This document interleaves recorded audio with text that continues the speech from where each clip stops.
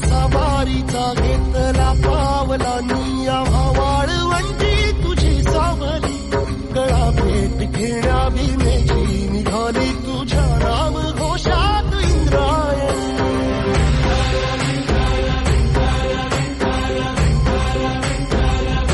भिडे आसमंती ध्वजा वैष्णवांची उभी पंढरी आज नानावली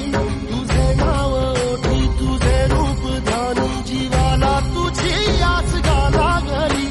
जरी बाप साऱ्या जगाचा परी तू आमालेकरांची विठू माऊली